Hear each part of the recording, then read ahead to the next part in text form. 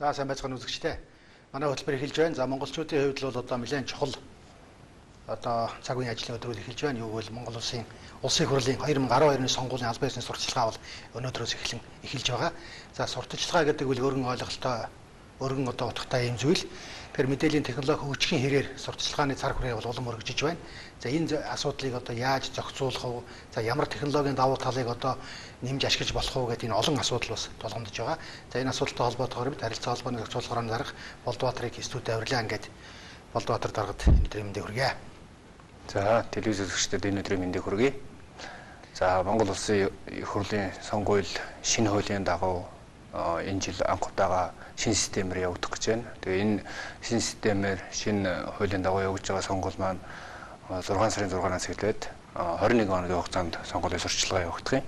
За энэ нь бол өмнөх сонгуулиудаас ялгаатай нь бол мэдээлэл харилцаа холбооны технологи өндөр орстой хөгжиж байна. Хүмүүст мэдээлэл хүрэх янз бүрийн одоо сурвалжууд бий болчлоо. Дамжуулдаг арга техникүүд өндөр орстой хөгжиж байна. Тэгээд энэтэй холбогдуулаад бас асуудлууд бас гарч байгаа. Тэгээ энэ асуудлуудыг бас үзэгч олон түмэндээ бас зөв талаас нь ойлгуулах ийм бололцоо олгож байгаа танай телевиз сайханд баярлалаа. За тэгэхээр хоёулаа ингээд 2008 юм уу за 4 оны сонголтыг харьцуулъя л та тий. Тэр үед мэдээлэл сурталчилгаа яаж явдаг байлаа. За сонгуулийн хууль өөр. Энэ бол нэлээд тийм цаг хугацаанууд богино болсон тийм ээ. Зохицуултуудыг хийж гисэн цагийн хязгаар тавьж гисэн. Технологийн хувьд ямар ялгаа гарсан зүгээр бас тавьж үзэгчтэй хэлж байна. 2004 онд улсын хэмжээнд цацагддаг телевиз гэхэд бол ганцхан үндэсний олон нийтийн телевиз байсан. Араадаа бол ганцхан байлаа. Өнөөдөр бол улсын хэмжээнд одоо 200 орчим телевиз ажиллаж байгаа. За энэ дээр бол бид нар кабелийн сувгуудыг бол одоо бас тоолохгүй байна. Кабелийн сувгуудыг бол тоог нэмэх юм бол бас нэлээд их өндөр тоо гарна. За интернетийн хэрэглэгээ бол тэр үед бол үнэхээр хязгаарлагдмал байсан. Улаанбаатар хотоос бусад газар бол интернет төдийлөн хүрдэггүй байсан. Гэтэл одоо бол интернет бол өдөр нутагт бол 100 гаруй газар бол одоо Улаанбаатартай адилхан хэмжээнд интернет авах болцоо бүрдсэн байна. За өөрөнд телефон холбооны хэрэглэгээ бол тэр үед нэг 400 орчим мянган хүн хэрэглэдэг байсан бол өнөөдөр 3 сая орчим одоо хэрэглэгчтэй гэсэн юм тоо гарч байгаа. Тэгэхээр эдгээр технологийн дэвшлүүд болох юу хүргэж ирэх тэр мэдээлэл дамжуулах гол одоо суурь нь болж ирж байна. Энэ одоо зөөлөнд үтсийг яаж ашиглах вэ гэдэг бол бас зохицуултын хэмжээний хүнд асуудал. Ер нь яаж та энийг харж байна? За ер нь бол улсын их хурлын сонгуулийн шинэ хууль өнгөрсөн оны 12 сарын 15-нд батлагдсан. Тэгээ энэ хуулиар бол нэгдүгээрт бол сонгуулийн сурталчилгаан дээр нэлээд тийм зохицуултын асуудлуудыг тусгаж өгсөн байгаа. За хариуцлагын талаас нь за дамжуулах арга замынхын талаас нь за тэгээд энэ наривчилж журам гаргаж мөрдүүлэхийг бол сонгуулийн ерөнхий хороо харилцаа холбооны зохицуулах хороонд бол үүрэг болгосон тийм тодорхой заалттай ийм журам гарсан. За анх удаага бид нар бол сонгуулийн ерөнхий хороо харилцаа холбооны зохицуулах хороо 5 сарын 15-нд хоролдож хамтарсан хорлоороо бол журам гаргасан. За энэ асуудал ч гэсэн одоо бас энэ сурталчилгаанд бол гол шинээр бий болж байгаа энэ дэг журам бий болж байна л да. Өмнө нь ийм зүйл байгаагүй шүү дээ. Өмнө нь бол энэ зүйл байгаагүй. Ягаад гэвэл одоо дамжуулдаг арга техник бага байлаа, тийм ээ. Одоо өнөөдөр бол одоо жишээ нь интернет гэх чинь вебсайтын зохицуулт бол яг энэ хуулийн дээр бас орхигдчихсан байх жишээ тийм.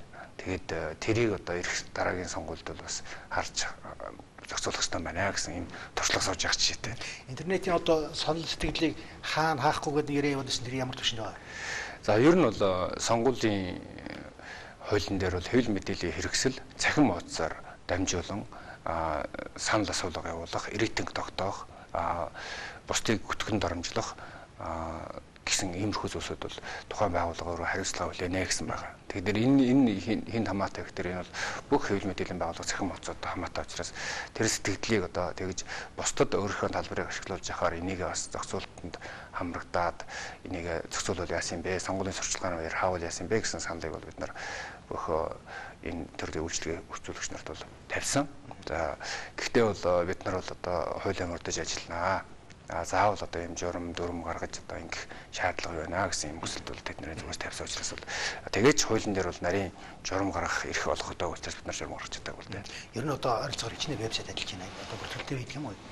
За өнөөдөр Монгол улсын хэмжээнд бол 40 гаруй мянган вебсайт байгаа. 40 гаруй мянга. Тий. Эдгээрээс бол нэг за 100 орчим бол нэлээд идэвхтэй өдөр тутам шинжлэгддэг. Эсвэл олон нийтэд хэвлэл мэдээллийг түгээх зорилгоор одоо эсвэл арилжааны зорилгоор ажиллаж байгаа ийм сайтууд байна.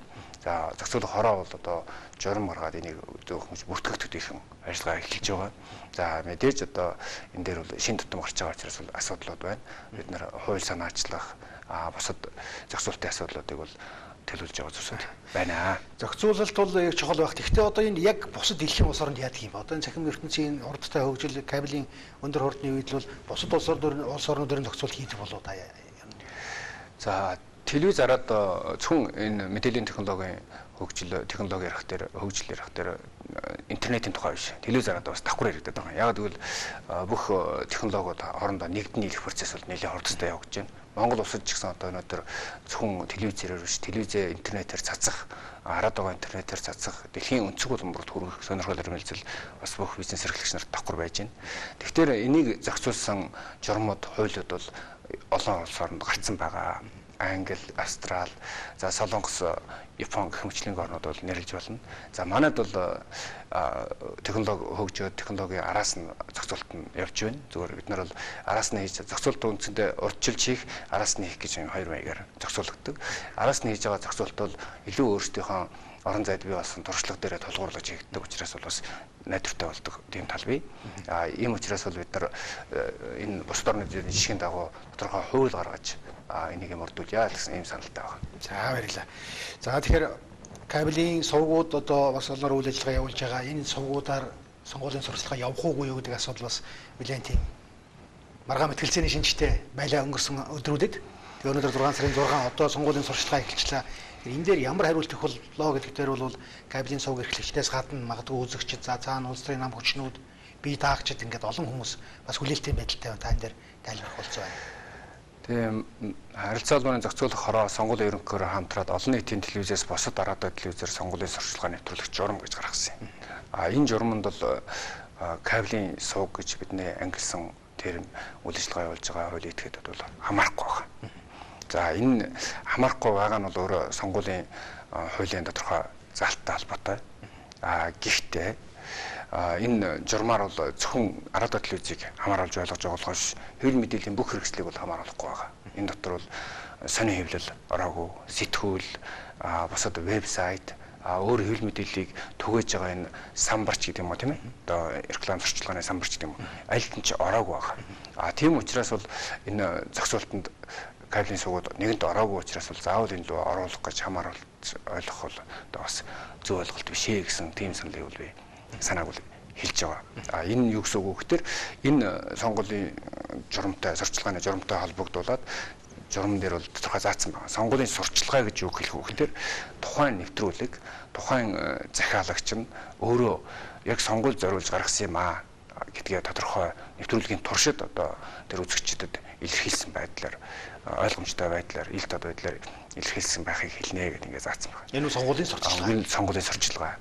Түүнээс бол хэвлэл мэдээллийн байгууллага бол хэвийн үйл ажиллагаа явуулах, сонгуулийн процессыг сурвалжлах, түүнийг олон түмэнд илэрхийлэх, эсвэл сонгуулийн мөрийн хөтөлбөр нэр дэвшигчдийн хоорондын харьцуулалтыг хийж одоо иргэд олон түмэнд сонгогчдод сонголтоо хийхэд дэмжлэг тусцаа үзүүлсэн тийм боловсролын шин чанартай ийм зүйлсүүдийг сонгуулийн сурталчилгаанд тооцохгүйгээр ингэж хуулийн дээр ч тэр үг нь байгаа, энэ журман дээр ч байж байгаа. Тэгэхээр бол энэ кабелийн сувгуудад бол бас ажиллах орон зай нь бол нээлттэй байгаа. Энэ дээр бол одоо яг л одоо сонгуулийн сурталчилгаа мөн энэ бол энэ намын шторк нь байж энэ нэр дэвшигчийг дэмжиж гэсэн урайлгатай зурагтай тийм зүйлийг л нэвтрүүлэхгүй гэж хэлээд байгаа болохоос биш бусад одоо явж исэн процесс бол явдгаараа явна. Өнөөдөр зөвхөн араад телевиз хоёроор сонгуулийн сурталчилгаа явагдаад бос юмар явагдахгүй хаагдж байгаа юм шиг ийм ойлголтыг бол нийгэмд бас өгч болохгүй л дээ.